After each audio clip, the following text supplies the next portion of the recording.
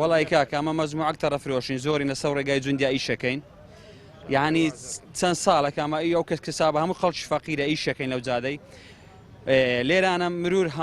هەموو ڕۆژێ دێ دەرنەکە غڕامەنەکە سیار ئێستا لە چەند سەعاتە سیاری عەزیزکردنە تا بەیانی سیارەکە و نادەینەوە نزانم بەتاوان چ تاوانەکەن کردێ کەسابەتەکەین لێ ناگەن لە هەموو شاری کوردستان لە هەموو شوێنێکی تەرەفرۆشێ بەس لە قەزای سۆران نابی لە قەزای سۆرانیش گومرگ ئەرێ نابی چونچە گومرگی شەخسیە ئارێ نابی ئەنگۆشکە تەنها نەبی یەک نەفەر ئەو داهاتە یەک نەفەری بیتن ئێمە دەمەکە کاسبکارین لە ناو قەزای سۆران هەموو خەریکەمان ناسین و حکومەتیش ئاگادار ئەکەینەوە کە بەڵێن پێدا جێگان بداتێ بە هیچ جێکی بۆ مەدابین نەکردیا بەڕاستی بەس قەزای سۆرانیشوە ئەبینی لە هۆی تاکە شخصیەوە ئیشەکرێکە ئەویش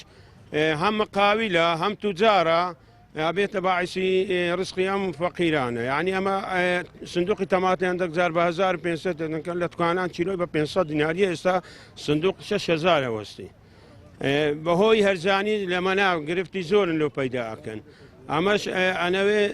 لە ڕێی شارەوانی و قایمقام هەرگوێمان لێ ناگری بەڕاستی ئەمەش ئەنەوێ حکومەت بەهانان وەبێ لۆ ئەوەی هەم فەقیر ئیستیفادە بکە هەمەم ئیستیفاد بکەین